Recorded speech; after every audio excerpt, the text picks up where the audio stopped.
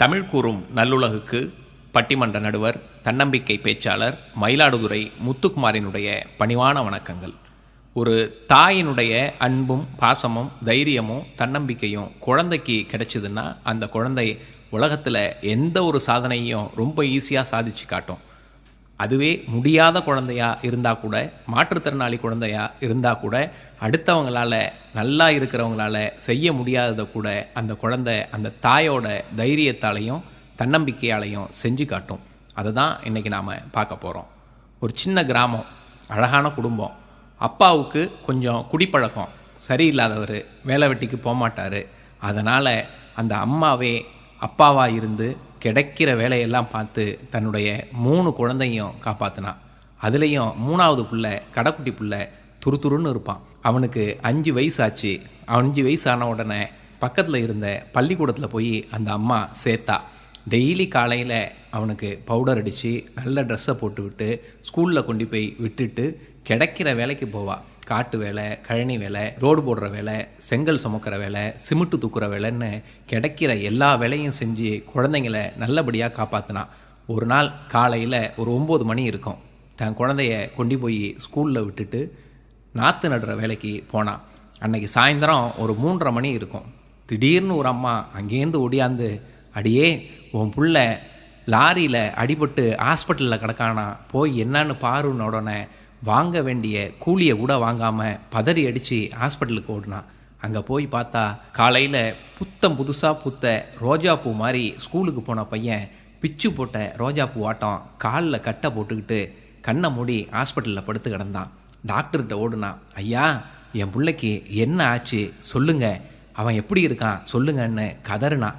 Doctor சொன்னாங்க, உன் பிள்ளை காலில் பஸ்ஸு சக்கரம் ஏறிட்டுதுமா, அதில் இருந்த 4 விரல் கூழாக போயிட்டுது, கட்டை விரல் மட்டும்தான் இப்போ இருக்குது. எங்களால் காலை காப்பாற்ற முடிஞ்சதை தவிர மீதி 4 விரலையும் காப்பாற்ற முடியலம்மான்னு டாக்டர் சொல்லிட்டாரு. படுத்து கிடந்த பிள்ளைக்கு பக்கத்துலேயே அந்த அம்மா உட்காந்து ஓன்னு அழுதா. எவ்வளவு நேரம் அழுதான்னு தெரியல. என் பிள்ளைக்கு கடவுள் இப்படி ஒரு சோதனையை கொடுத்துருக்கான்னா அவன் பின்னாடி பெரிய சாதனையை பண்ண போகிறான். அதுக்குள்ள தைரியத்தையும் தன்னம்பிக்கையும் கொடுத்து அவனை வளர்ப்பன்னு மனசுக்குள்ளே ஒரு தைரியத்தை உருவாக்கிக்கிட்டு சபதம் பண்ணினான். பிள்ளையும் கண்ணு முழிச்சான். டாக்டர் கொஞ்ச நாள் கழித்து ஹாஸ்பிட்டல்லேருந்து வீட்டுக்கு டிஸ்சார்ஜ் பண்ணாங்க. டிஸ்சார்ஜ் பண்ணி வீட்டுக்கு வந்தோடனே அந்த அம்மா கட்டை ஊத்தா. கால் காயம் ஆறி இருந்தது. அந்த புள்ள, சின்ன புள்ள, இறங்கி நடந்து பார்த்தான். சரியாக நடக்க முடியல. வேகமாக ஓடி பார்த்தான். தடுமாறி போய் கீழே விழுந்தான். அழுதுகிட்டே அம்மா கிட்ட வந்து, அம்மா, எல்லா பசங்களும் மாறிதானம்மா, நானும் ஓடுனேன், விளையாண்டேன், தாவி குதித்தேன், இப்போ என்னால் மட்டும் ஏம்மா நடக்க முடியல, எனக்கு என்னம்மா ஆச்சுன்னு அந்த புள்ள ஓன்னு கதறி எழுதான். அந்த அம்மா அவன் கண்ணு தண்ணியை தொடச்சி விட்டுட்டு, உனக்கு ஒன்றும் இல்லைடா ஐயா, உன்னால் எல்லாம் முடியும்டா, எல்லாரையும் விட தாண்டி நீ சாதிப்படா, உன்னால் முடியும்டான்னு தைரியத்தை கொடுத்தா. கொஞ்ச நாள் ஆச்சு. பள்ளிக்கூடத்தில் ஆண்டு விழா வந்தது. விளையாட்டு போட்டியும் நடந்தது. எல்லாரும் விளையாட்டு போட்டியில் கலந்துக்கிறத இந்த புள்ள பார்த்தான். என்னால் ஓட முடியாது, ஆனால் நான் உயரமாக இருக்கேன், அதனால் உயரம் தாண்டி பார்ப்பேன்னு உயரம் தாண்டுற போட்டியில் கலந்துக்கிட்டான்.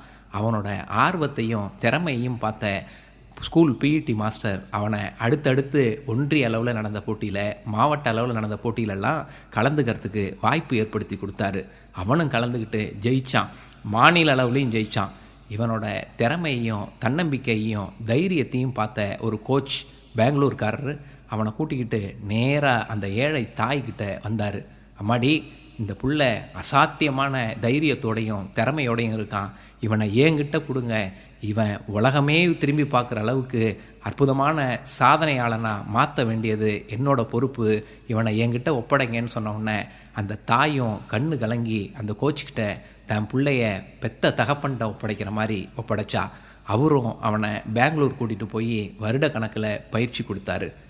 2016ஆம் ஆண்டு ரியோ டி ஜெனிரோ பிரேசிலில் நடந்த ஒலிம்பிக்கில் நல்ல உடல்நலமுள்ள 130 கோடி இந்தியர்களால் வெல்ல முடியாத ஒரு தங்கப்பதக்கத்தை மாற்றுத்திறனாளிகளுக்காக நடந்த பாராலிம்பிக் போட்டியில் உயரம் தாண்டுதலில் ஜெயிச்சு இந்தியாவுக்கும் தமிழ்நாட்டுக்கும் தங்கப்பதக்கம் வாங்கி தந்து பெருமை சேர்த்து கொடுத்த சேலம் வடுகப்பட்டி மாரியப்பன் தான் அந்த மாற்றுத்திறனாளி சகோதரன்.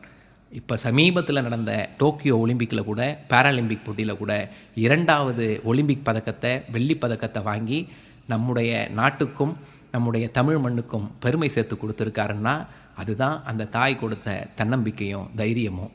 விடியும் விடியும் என்று விண்ணை நம்புவதை விட முடியும் முடியும் என்று உன்னை நம்பு, உன்னால் முடியும், உலகம் உன் வசப்படும். நன்றி, வணக்கம்.